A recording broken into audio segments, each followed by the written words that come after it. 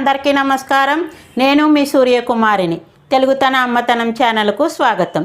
ఈరోజండి ఈ వీడియోలో ఒక తీపి పదార్థాన్ని చూపిస్తున్నానండి.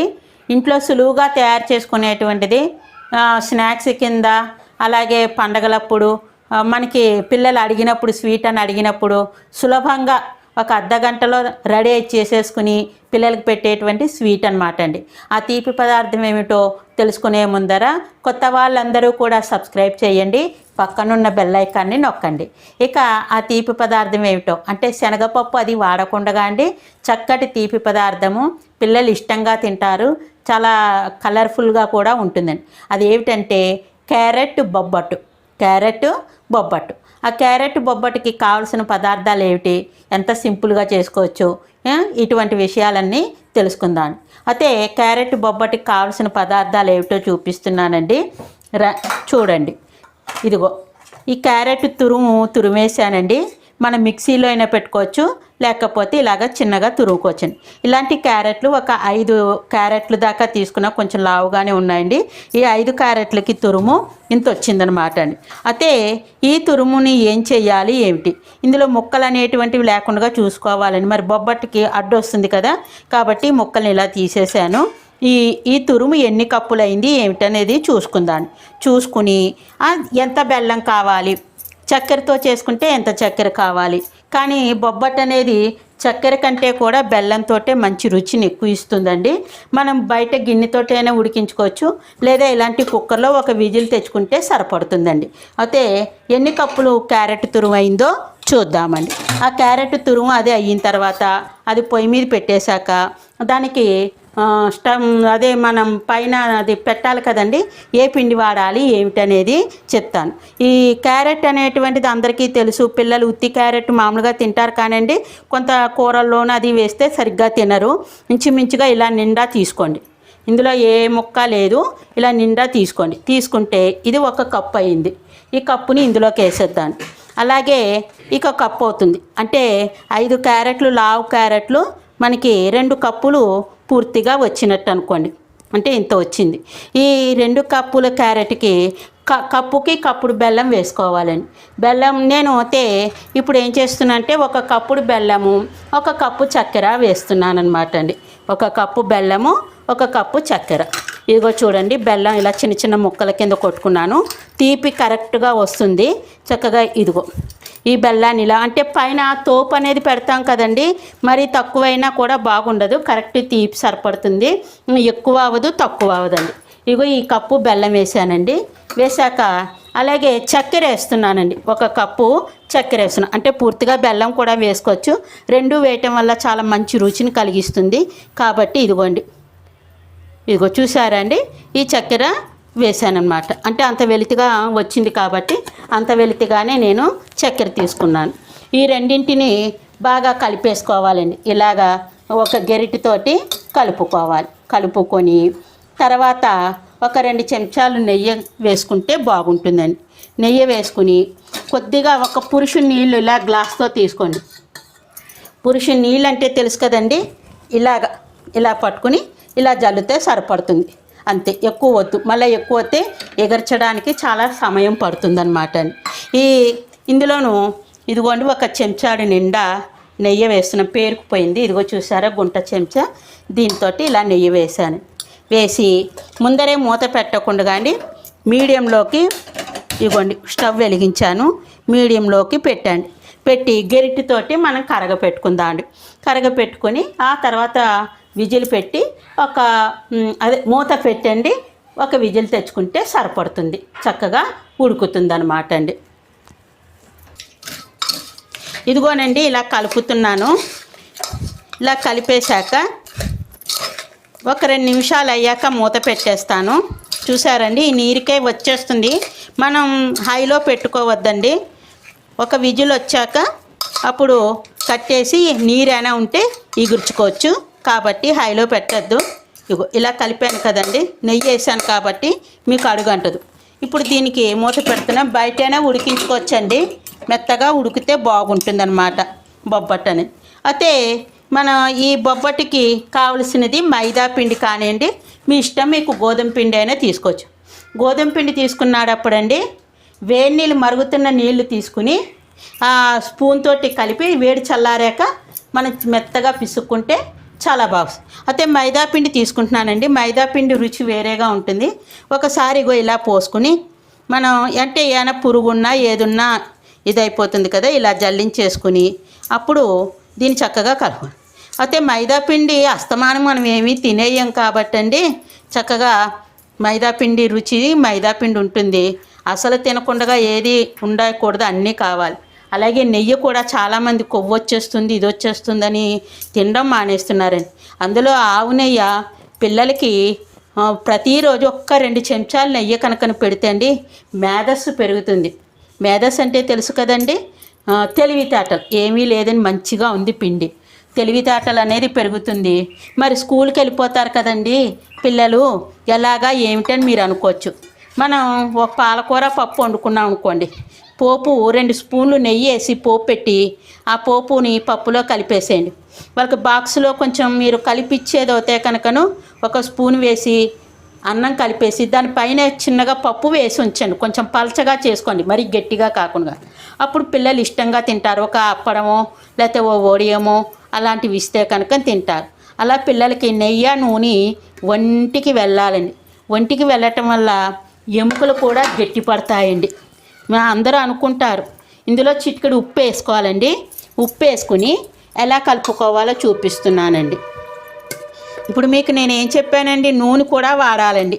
నువ్వుల నూనె వాడితే మంచిదండి, గానుగు నూనె. ఎందువల్ల ఇక కొంచెంగా పోసుకుంటూ కలుపుకొని ఇలాగా కలుపుకోవాలండి. కొంచెంగా చిటికెడు ఉప్పు వేసుకోవాలండి. ఎందుకంటే పైన ఉండేటువంటి కవర్ది బాగుంటుంది, రుచిగా కలిగిస్తుంది అన్నమాట. కాబట్టి మన పిండిని బట్టి ఇంత ఉప్పు అనేది వేసుకోవాలన్నమాట. ఇంకా ఇంకో గ్లాసులు పోస్తున్నానండి. ఇలా పోసుకుంటూ నెమ్మదిగా కలుపుకోవడమేనండి. ముద్ద అనేది ఎలా రెడీ అవుతుందో చూద్దురు కానీ.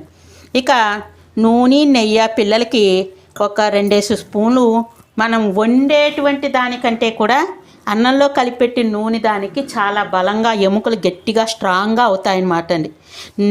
నూనె వేయించిన దాంట్లో అయితే కొన్ని విటమిన్స్ వెళ్ళిపోతాయి కదండి. అలా ఎక్కువ కాగిన నూనె కూడా తినకూడదు అని చెప్తున్నారు. అది కాబట్టి పిల్లలకి నూనె నెయ్యి అనేటువంటిది కొంచెం ఒంటికి తగిలేటట్లుగా చూడండి. ఇగో కలుపుతున్నానండి. అయితే ఈ కలిపిన ముద్దలోకి ఒక 2 చెంచాలు నూనె వేసుకుంటూ కలుపుకోవాలండి. ఇగో ఇలా నూనె వేసుకుంటూ ఇగో కింద పడుకుని ఇలాగా కాస్త ఇంకో చెంచా కూడా అవసరం అయితే తర్వాత వేసుకోవచ్చండి. మరి కొన్ని నీళ్ళు పోసి చక్కగా ఈ ముద్దని మరీ గట్టిగాను కాదు, అలా అని మరీ పల్చగా జారుడుగాను కాకుండా కలుపుకోవాలండి. కలుపుకొని మరి బొబ్బట్టుకి పాలకవర్ కాస్తే పాలకవర్ ఉంటే పాలకవరు, అరిటాకు ఉంటే అరిటాకు మంచిదన్నమాట. అరిటాకు ఉంటే అరిటాకు మీద ఒత్తుకుంటే బాగుంటుంది. మా మిద్దె తోట మీద పైన ఉండే అరిటాకు కోసుకొచ్చాము, అది ఒత్తాడప్పుడు చూద్దురుగా ఇంకొంచెం నీళ్ళు పడతాయి చూడండి. ఈ నీళ్ళు పట్టాయి. ఇప్పుడు దీన్ని బాగా మద్దించాలన్నమాట అండి. మద్దించి నానపెట్టాలి. కనీసం ఒక అర్ధగంట నానితే బొబ్బట్టు అనేది సాఫ్ట్గా వస్తుంది. ఇంకా నీళ్ళు అవసరం లేదు. దీన్నే బాగా పిసకాలి. కొద్దిగా నూనె వేసుకుంటూ చక్కగా పిసికితే మెత్తగా సాఫ్ట్గా వచ్చేస్తుందండి. అది బొబ్బట్టుకి ఇలా పిండి ఒక అర్ధగంట సేపు నానబెట్టుకోండి. 5-6 నిమిషాలకి విజిల్ రాలేదండి. ఇంకొక 2 నిమిషాలు ఉంచేసి కట్టేశాను. కట్టేసిన తర్వాత ఒక 10 నిమిషాలు అయింది. ఇప్పుడు దీని ఇగో చల్లారిపోయిందనమాట. దీని మూత తీస్తున్నానండి, ఎలా వచ్చిందో చూద్దాము. ఇగో చూసారండి, భయం చక్కగా కరిగి ఉందండి. అయితే దీన్ని ఇగర్చుకోవాలండి. చూసారా ఎంత లౌజులా వచ్చిందో, కలర్ఫుల్గా చూసారా. దీన్ని ఉండ అయ్యేటట్లుగా దగ్గరగా హైలో పెట్టుకోవచ్చండి. మనం దగ్గరే ఉంటాం కాబట్టి మనం దీన్ని హైలో పెట్టుకుని దగ్గరగా వచ్చేటట్లుగా చేసుకున్నాక చల్లార్చుకోవాలి. చల్లార్చుకుని ఉండలు కట్టి అప్పుడు మైదా పిండితోటి ఇదిగో హైలోనే పెట్టానండి. ఇక్కడే ఉన్నాను. 2 అరిటాకు ముక్కలు తెచ్చుకుని వచ్చాను. ఇదిగో మా చెట్టువేనండి. ఈ 2 అరిటాకులు నేను నెయ్యితో కాలుస్తానండి బొబ్బట్టుని. నెయ్యిని ఇదిగో ఈ గిన్నెలోకి తీసుకున్నాండి. ఈ నెయ్యిని ఇలా అయితే పిండి ఎలా కలుపుకున్నాను అని చూస్తారు కదా. మనకి ఇగో పిండి ఇలా వచ్చిందండి, చూసారా? ఇలాగ ఉండాలి, చక్కగా సాఫ్ట్గా ఉందన్నమాట. మనం దీన్ని నూనె తడిచి కానీ నెయ్యి తడి కానీ చేసుకోవాలి. ఇగో ఇలాగ కొడితే అండి అగో చక్కగా ఉంటుంది. ఇది అర్ధగంట సేపు నానితే ఇలా మనకి కలుపుకున్నప్పుడు కొంచెం ఏమన్నా లూజుగా అనిపించిందనుకోండి, ఇంత పొడిపిండి వేసుకుంటే ఇలా దగ్గరగా వచ్చేస్తుంది. దీంట్లో కంగారు పడవలసిన పని ఏమీ లేదనమాట అండి. క్యారెట్ చెయ్యి పిండి కూడా ఏర్పడింది. ఇప్పుడు మనం కొన్ని మంచి విషయాలను చెప్పుకుందామండి. పిల్లలకి కొన్ని శతకాల్లోంచి పద్యాలు అవి నేర్పుతండి, చాలా మంచిది. ఒకసారి కథ ఒకసారైనా ఉపయోగపడుతూ ఉంటుందండి. పిల్లలు మొండిగా ఉంటున్నారండి, చెప్పిన మాట వినట్లేదండి, ఏం చేయాలో అర్థం కావట్లేదండి, ఇలా అంటూ ఉంటారు. అయితే అండి ఒక్కోసారి నయానా భయానా చెప్తూ ఉండాలండి, ఒక దెబ్బ వేస్తూ ఉండాలి. అతిగారం వల్ల పిల్లలు చెడిపోతూ ఉంటారు కూడాను.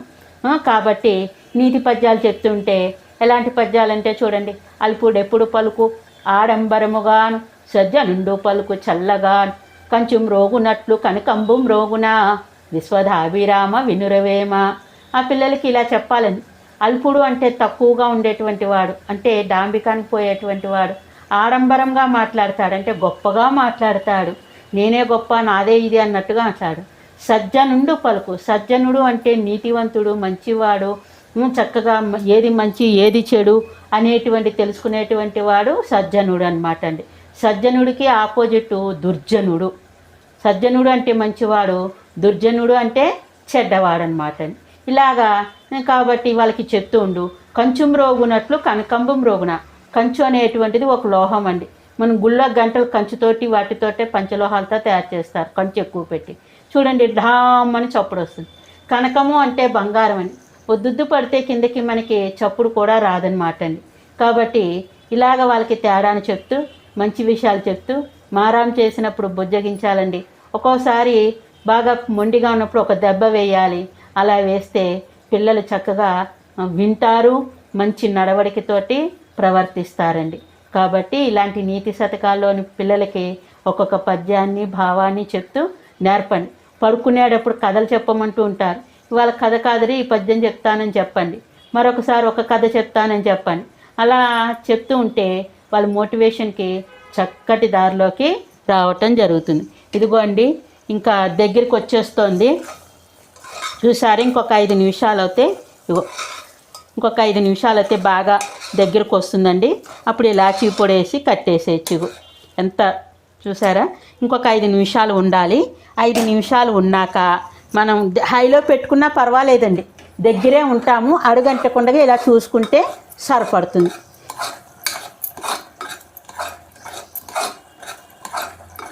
ఎందుకంటే అండి ఇలా ఉండ అవ్వాలి. చల్లారిందండి. ఇదిగో ఉండలు చేస్తున్నాను. ఒక 1/2 డజన్ ఉండలు అయింది.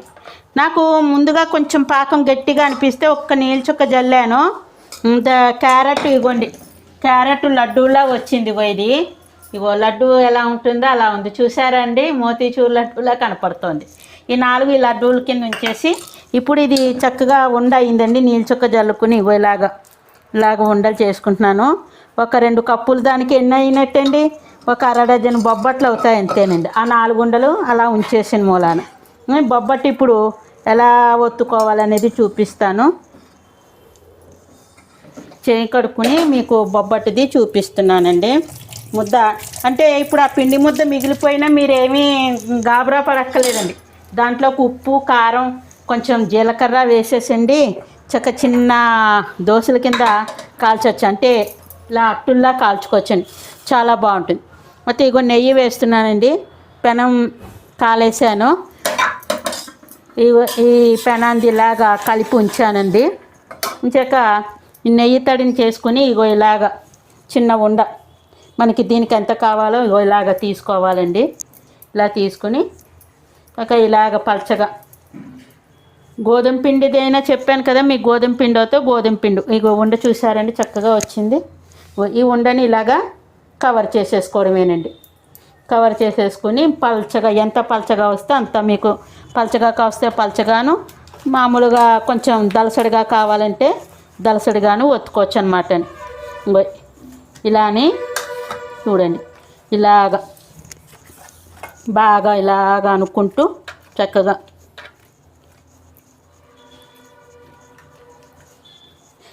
ఇంకోటి చూసారా, ఇంకో ఇంత వచ్చింది. ఇంకా పెద్ద కాసేపు పెద్దగా ఒత్తుకోవచ్చు.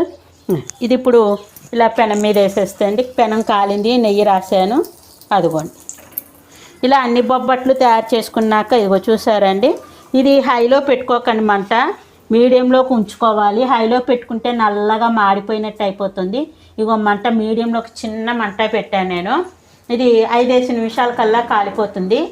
అంతా ప్రిపేర్ చేసుకోవడానికి ఒక అర్ధగంటలో అయిపోతుందండి, ఎక్కువ సమయం ఏమీ పట్టదు మీకు. అదనమాట.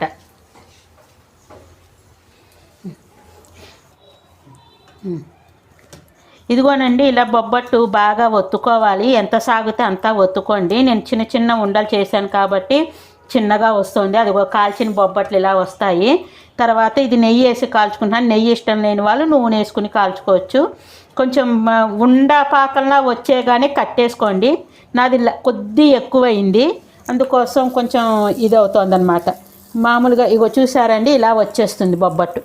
ఇలా వచ్చేసిన తర్వాత దీన్ని తిరగేసుకుంటూ చుట్టూరు కొద్దిగా నెయ్యి వేసుకుంటాను.